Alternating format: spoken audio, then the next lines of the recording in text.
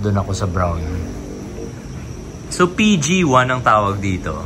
Ikaw ang may kasalanan kung magpaparada na yan sa bahay ko. Anyway, papunta kaming La Union. Dito kami ngayon sa Pampanga.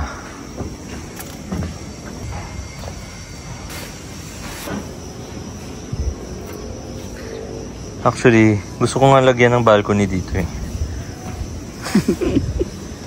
Pwede. Di ba? Upo ka dito. Tapos yun, tingin ka ng alon. Lupit naman ang parking. Ayan, kasama natin si Black Daddy. Magsa-surf kami. Pero bago daw mag-surf, kain muna dito sa karinderya na kung saan siya madalas kumakain.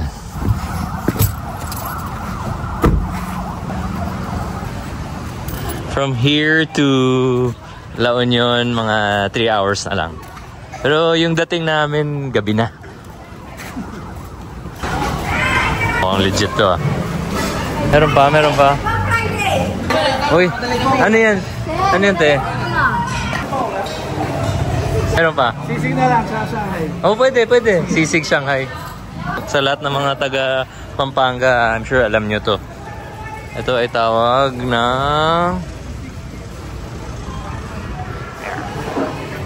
Pero kasi, ano oras na?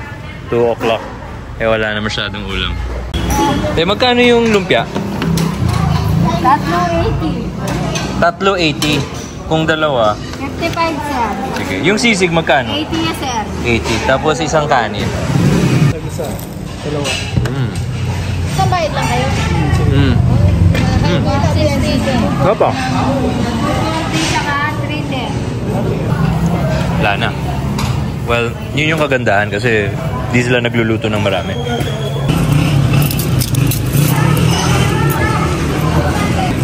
Nalala nyo, last time kasama ko si Black Daddy, nandun tayo kay Aling Milas. Doon tayo kay Aling Milas. Madalas ka dito kumakain? Minsan. Ano sabi mo kanina? Marami talagang kumakain dito. Dahil? Hindi lang eh. Parang daming kumakain, maraming take-out. Masarap dito. Actually, masarap yung lumpia eh.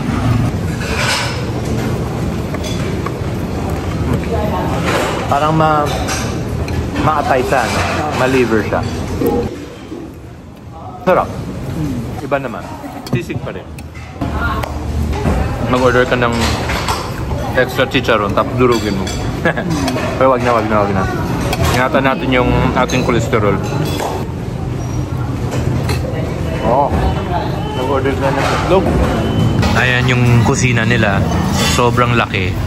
Tapos, mga tao nila, na oras na, 2:30, tapos na, ngumingiti na. Pero siguro nag-start to ng umaga. Kasi sabi ni paring AJ, mga 12:30, napupuno na to. Paubos na halos, no? And then, sabi ni AJ, itong counter na to, pang take out, ito, pang dine-in. Pero, tingnan mo naman yung setup. Maluwag, malinis. Tapos, I guess yung pinaka-importante talaga is yung kitchen, malaki. And also, sabi ni AJ, yung kagandahan dito, yun nga, pag ubos na, ubos na. Ibig sabihin, fresh yung luto palagi.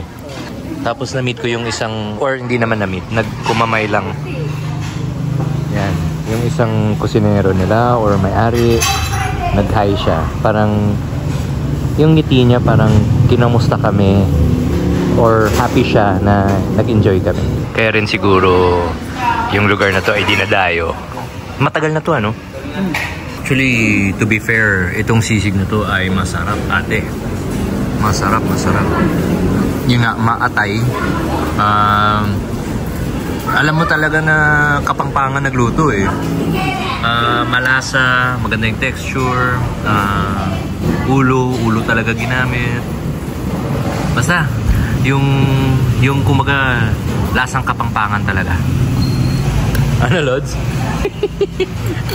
Bakit ka tumatawa?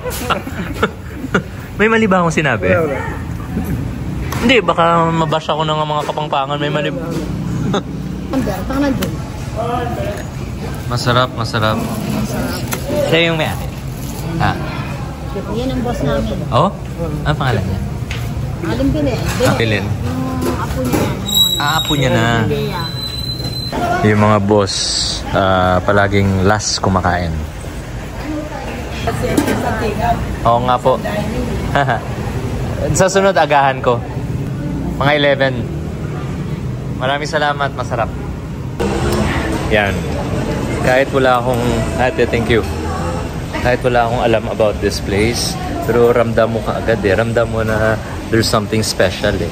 And yun nga, yung true enough, siya nga yung may-ari. And wala, ang sarap ng ngiti niya sa amin. Ang sarap rin ng ngiti niya kasi kumakain siya.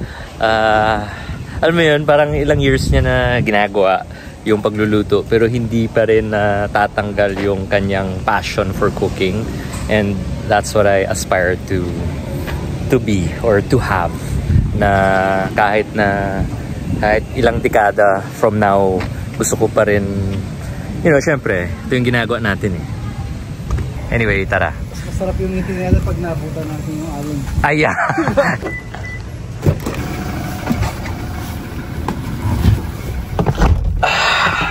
Sarap pala dito. So we're off to La Union, hopefully in 3 hours. Abot kami and sana maabutan namin ang alon. Ayan ang ating piloto for today. Ayan. Ayan.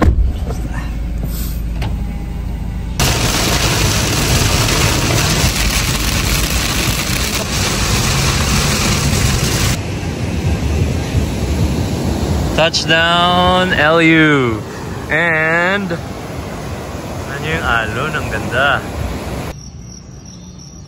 Good morning, San Juan, La Union. It is 6:25. Dito kami nakastay in the morning. Dito sa Kabukiran Villa. Ayan. Well, sa friend ko siya, kay Jeremy, yung may-ari rin ng Alon and Sandy. So, pakita ko sa inyo. Pasok tayo. Sarap ng tulog namin. So, dumating kami gabi na. And, eto. So, meron 1, 2, 3, 4 yata na kwarto. Yun yung kwarto namin. Ayan, si Black Daddy gagawa ng kape. Then kami ni Gerard bibili ng pandesal. Malunggay pang desal, ano? Pakita natin sa inyo yung kanilang kainan na balang araw sana makaluto rin ako dito. Yan. Oh, grabe, sarap ng tulog ko. Natulog kami mga 10:30 or almost 11, and then gising ng 6, and then surf the whole day, and then uwi na rin kami mamayang gabi. Day trip lang talaga. Overnight trip lang talaga. Okay, tara. Bili tayong pandesal. Tara, Gerard. Mag-hi ka, Gerard. Yeah. Boss Jeremy and I go way, way back. Diba? Kailan tayo nag-start mag-surf? 2000 ano yun? 2012. Tayo nagkakilala. Oo, nag-meet lang kami sa... Lasing kaming dalawa. Nag-meet lang kami sa isang bahay kubo. Fast forward. Doon pa yung kubo na yun. Oo. Siya na lang natira, correct. Fast forward, naging housemate kami dito. May bahay kami dati. 2 years rin na rent yun, ano? Tapos, fast forward, naging groomsman ko siya. Then, fast forward, naging ninong ako ng anak niya. Fast forward, today, minessage ko siya na kung pwede rin siya maging ninong ng anak ko. Yes! And fast forward, eto na. Yan. Pinaka-lodi. Anong tawag sa kanya? Bukas na tayo. Super Lodi. Super Lodi. Bro, magbukas na tayo ng tindahan. Kami pandesal. Ayan naman si Chino, Si Chino ay isang architect ba si Chino? Interior designer? Hindi ko po alam. Basta designer. Gano'ng kalayo to ang... Yung Malunggay Pandesal po? Oo. Nakakaya ko naman pong i-bike ko eh. Malapit lang ho. 10 minutes? Ganun no. Dito po. Ano yung sinasabi mo isa pang pandesal? Breadwinner po yun eh. Ano yun? Dalawang klaseng pandesal dito. Malunggay at saka yung... Breadwinner po. Breadwinner. Magkaiba po sila ng brand po. Ano mas masarap? Malunggay Pandesal po. Ang problema po doon sa pandesal po niya, mabilis po tumigas ho. Pero doon po sa breadwinner ho, kahit tumagal ho ng mga dalawang araw o 3 araw, basta napainit ho, masarap pa rin ho. Yung breadwinner? Oo, malambot. Pero po siya, napainit. Anong mas masarap sa ngayon? Sa ngayon po, hirap po kasi mamili po eh. Pero anong binibili ni Jeremy? Malunggay Pandesal po. Doon tayo. Sige. Kasi yun yung natikman ko nung last eh. So ito yun. So galing sa Kabukiran. Ito. Mahaba-haba nga ang bike to. No? Doon tayo. Dapat ho niyang yung dinadaanan po ng lalaki ang tawag dyan. Pedestrian. Ayan o. Malunggay Pandesal. Isang balot po kasi 50 po eh. 10 piraso po yun. Okay. Ang bango.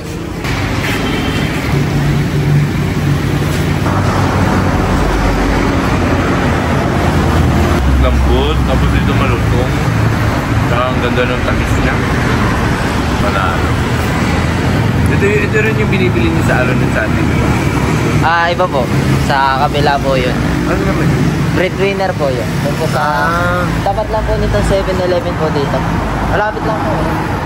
Ito yung sinasabi mong breadwinner pandesal. Malunggay Pandesal po eh. Kung pandesal lang po ba siya o may iba po silang tinapay. Pero dito mas madami yung tinapay o dito eh. Kung kakaluto lang, anong mas masarap para sa'yo? Pareho lang? Pareho lang ho eh. Pero mas malambot ho dito. Hindi nga. Mas malambot dito. There's only one way to find out. Subukan natin. Okay. Habang kasi si Black Daddy nagpapabili ng tubig sa 7-Eleven. Ayun, ito na pala yung bayan, no? Sorry, yung City Hall, no? Ng San Juan. Then, pag diniretso mo dun, Masa Bake Shop. And then, sige, try ko yung pandesal nila. Para ako mismo para matapos na yung usapan. Uy, cute, ganda. Dinner rolls. Ganda nga. Uy, may ciabatta pa oh. Cinnamon loaf. Ito yung pandesal nila. Magkano ba? 5 pesos sa isa. Sa isang bag, magkano? 10 pieces, 50. Sige, isang bag. Tapos pwede pa abot ng patry ng isa. So, pareho lang yung presyo. Uy! Wow! Ay! Carried away ka. Ang lambot nga nito. Wow!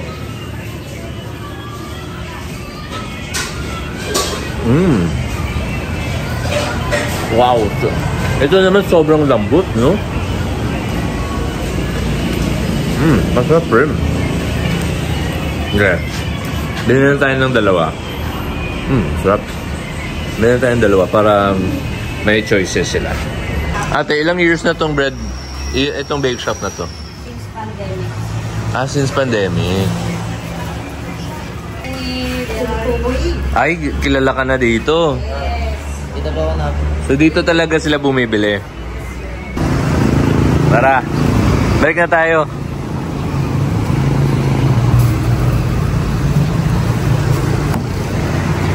Ikaw naman yung boss. And ito yung stash natin. Ito yung dinner rolls. Daling ko yan para kay Camille. Kasi nagpabili siya ng bread. Pero mamaya, daan na yung Masang Bake Shop, nagpabili siya ng pandikoko.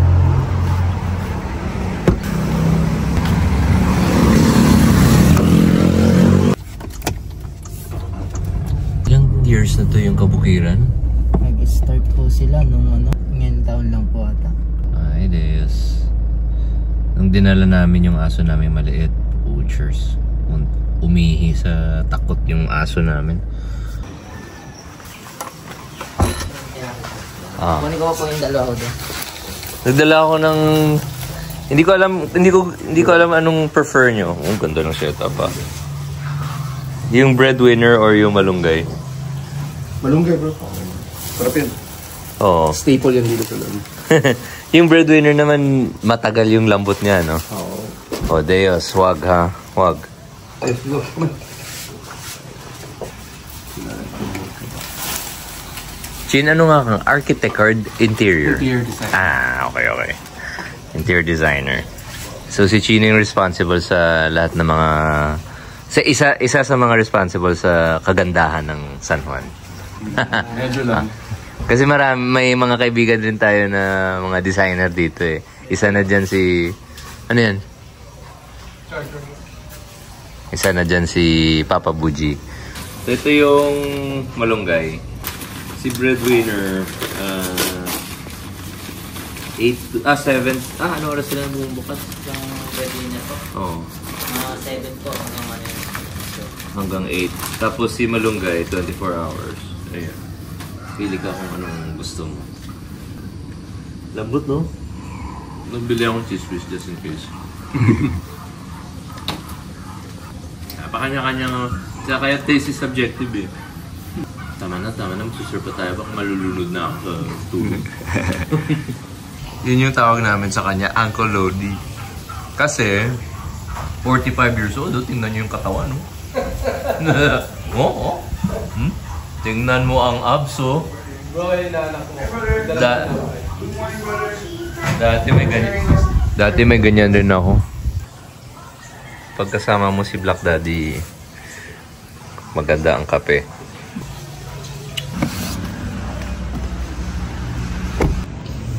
Shoot ko lang to sa likod ng truck, ba? Sige lang bro.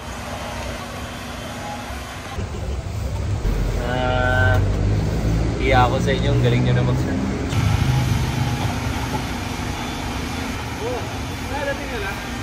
Ito na lang.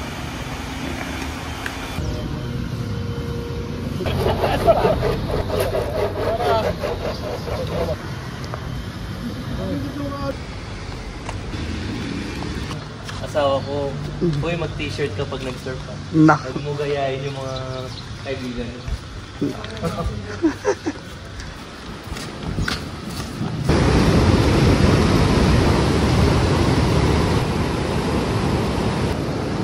Lods, saan tayo? Malayo, walang nakakalam. Sundan natin si Lods kasi siya yung mga pro. Yung mga bumabaran. Yeah. 45 pero tingnan mo yung katawan. Yan. Lods, dapat nagtanggal ka rin ng Ay, hindi. damit. Yun yung nga sabi ng asawa ko eh. Huwag daw ako magtanggal ng t-shirt.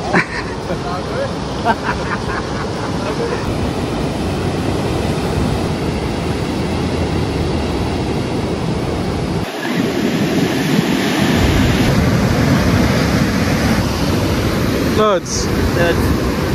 Anong oras? Kalahating alon lang nakuha ko.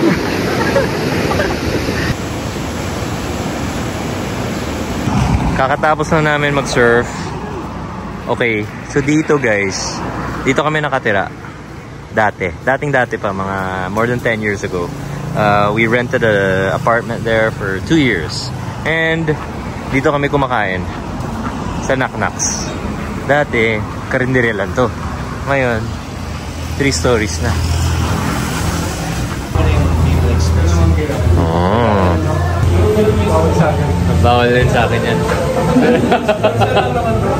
Sige. Crispy dinogod. At saka pero bawian natin ng gulay. Chop suey. Pinakbit na lang. Parang mas masarap yung pinakbit. Grabe. Laki ng pagbabago, ano?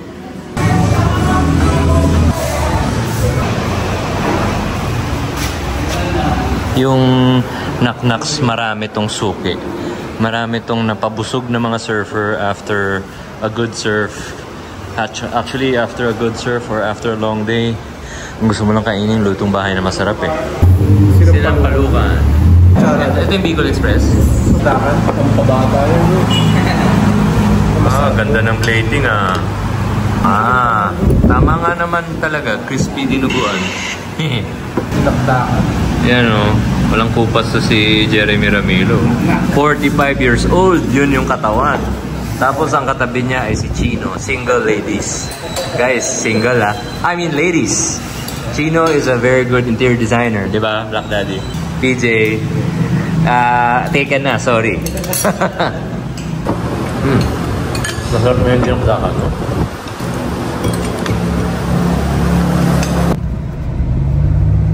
Pit stop muna tayo sa Masa Bake Shop kasi si Camille nagpapabili ng pandikoko.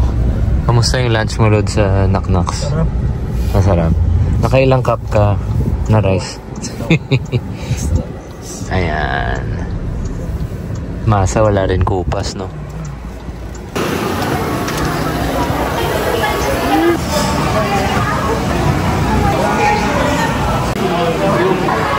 Thank you. Happy wife, happy life. Lods, kamusta, sir? Kaya ang tawag sa kanya Black Daddy, alam nyo na bakit. So, ang next nating destination ay isang hole-in-the-wall ramen place dito sa San Juan. Ano bang kwento kay Inky? Basta mamaya, tanungin na lang natin siya bakit siya nagluto ng ramen. Pero si Inky ay isang musician, surfer, lover boy, and ngayon, ramen cook or ramen house owner. Nag-surf kami mga 2 oras and masaya, stoked. So dito siya, bali itong ramen place ni Inky sa harap ni Knock-Knocks or papasok ng Mona Lisa, no? Tama ba? Pag nakita yung Mona Lisa harap ng Knock-Knocks, yan, sa may tricycle area, then dito papasok dito yung loads, no? Dito, ano pangalan ng ramen? Ano? Dito ba? Saan po yung Ramen Rique? Ito po. Ayun. Oh. Hello. Hi. Yung si Inky saan? Kuya Iggs! Masarap yung ramen? Opo. Ubus na po. Oh. Nakadaldal lang ako. Ayan yung si Inky, yung sinasabi ko. Ano nga si Inky Loverboy? Musician. Tapos ngayon, Ramen chef. Tapos, di ba, ang catchy Ramen Rique. Our bestseller is spicy miso. Okay. Tapos and tantan men. Okay. Paborito kong snack yung boni tofu actually. Kasi cold appetizer. But we also have a gyoza and karaage. Sige. Siguro mag-apps muna kami kasi para maintain namin sila Jeremy. Yung gyoza nyo, chicken rin. Pork and chicken. Pork. So chicken base lahat na ramen dito. At the moment. At the moment. Try tonkotsu next na. Noodles ginagawa na. Noodles homemade? Yes. Oh. Everything. So, nag-start to nung pandemic? Yeah. Pero, nahilig ka na sa ramen before? Yeah. May fascination ka na with ramen? Like when we visit my sister in Japan, like after like 2 days, ako na lang yung naghahanap ng ramen. So that's how it started because your sister's based in Japan for the longest time? Okay. So lahat na klaseng ramen natikman mo na? Halos. Hindi pa. Marami pa. Pero yung vocabulary mo sa ramen, right? So, medyo versed. Nice. Okay. And it's cheaper than sushi and sashimi. Okay, so he knows what he's doing. Okay. Even the setup, you can tell it's very Japanesey. Like everything is in one straight line. Okay, this is gonna be a good one. Gyoza, sir? Sige. Pulutan. Pulutan. Uy, mga pogi, kain na. Very authentic tong lasa nito, no? Mabigat ba yun? Ano? Hindi nga yan sa science. Mababa yun. Okay sana yun eh, kaya nga. Sarap do? Nung magpapalong sa... Hindi ba okay lang sa ano? Pinuha namin pa. Ano? Diba yun? Tulungan mo ako dito. Kumupa ko isa pa. Sa karyata. Chicken karaage. Kalsada yun eh. Bango. Oo, ginawa. Ganda ng coating. Tapos meron din siyang 250 na ano, Honda. Yun yung ginamit nila.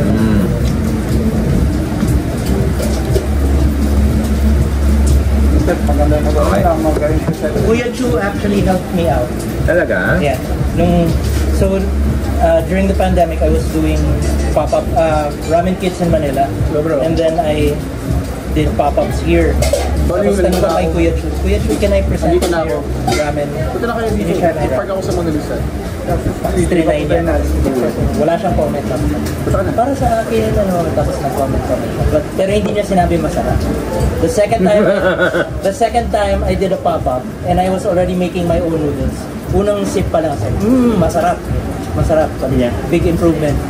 Tapos sabi niya, are you going to put up ramen shop here?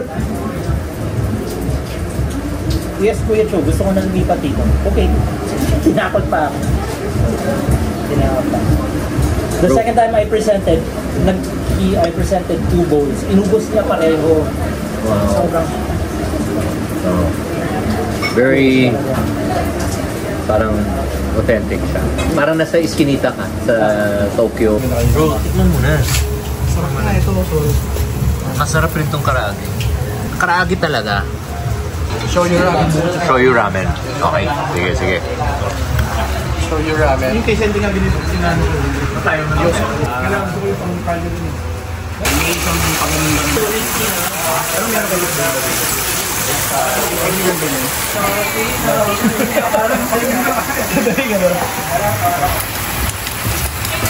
ito yung homemade noodles.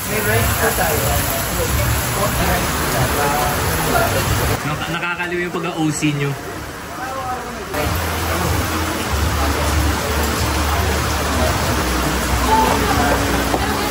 Ilang minutes yan?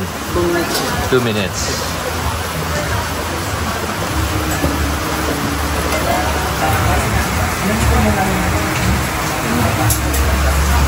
Good. May nod eh.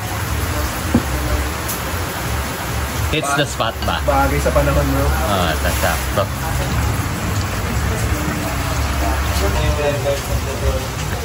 Ay, tamago eggs. Okay.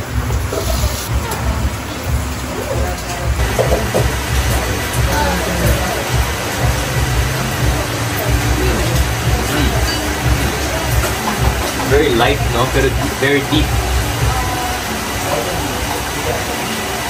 I like the sweetness. I don't know where it's coming from, pero good. Cashew marinade. Cashew marinade.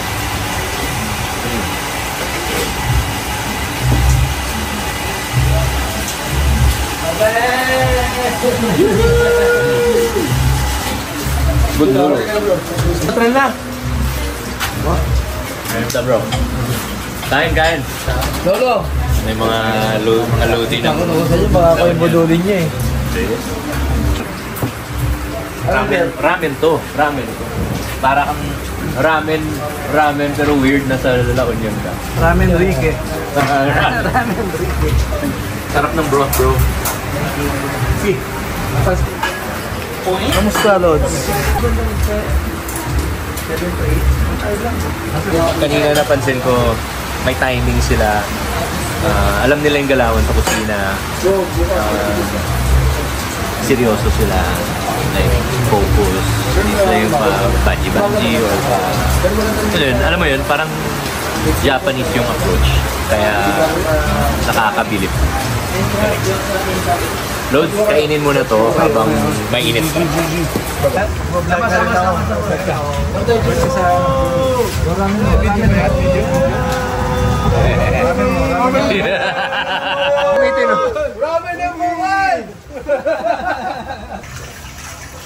Thank you, Kabukiran, sa 24 hours na pagstay dito. Ngayon, kailangan na natin bumalik sa ating mga pamilya. Kasi patayin kami ng aming asawa kung hindi kami babalik daw. Kung mag-extend daw kami, hindi pwede, no? Wala nang pass. Good night, boys. Good night. Sige sa biyahe. Sige.